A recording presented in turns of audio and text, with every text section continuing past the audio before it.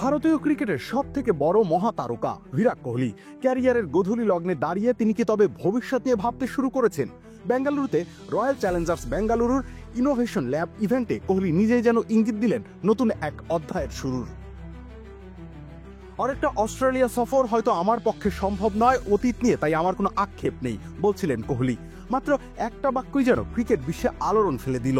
তবে কি বিদায় ঘণ্টা সত্যি বেজে উঠেছে?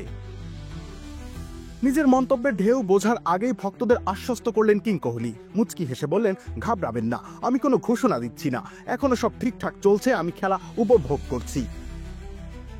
কোহলির কথায় আত্মতৃপ্তির ছাপ স্পষ্ট। নতুন কোনো রেকর্ড বা ব্যক্তিগত সাফল্যের জন্য আর ব্যাট হাতে নামেন না। ক্রিকেটের প্রতি নিখাদ ভালোবাসাই এখন তার চালিকা শক্তি। তিনি বলেন, এখন আমি শুধু খেলার আনন্দ আর ভালোবাসার জন্যই খেলছি, কোনো অর্জনের জন্য নয়। বয়স 36 ছুঁয়েছে।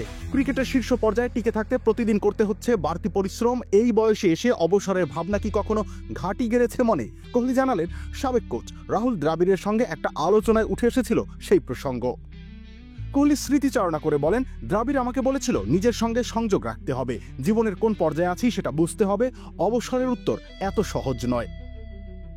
কোহলি জানেন 20-এর কোঠায় যে শরীর তার প্রতিটি চ্যালেঞ্জ সামলে নিয়েছে, 30-এর কোঠায় সেটা আর আগের মতো সাড়া দেয় না। তিনি বলেন, এখন আগের চেয়ে অনেক বেশি পরিশ্রম করতে হয়, বয়সের সঙ্গে সঙ্গে খেলাটা কঠিন হয়ে যায়, আমি জীবনের এক ভিন্ন অধ্যায়ে চলে এসেছি।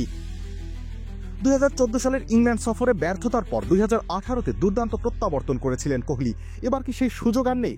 জবাবে কোহলি বলেন, 2014 সালে খারাপ করার পর 2018-তে ঘুরে দাঁড়ানোর সুযোগ পেয়েছিলাম, এবার হয়তো সেটা হবে না।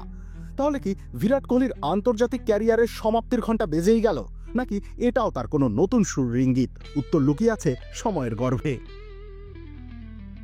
রবিউল ইসলাম রনি, খেলা ৭১।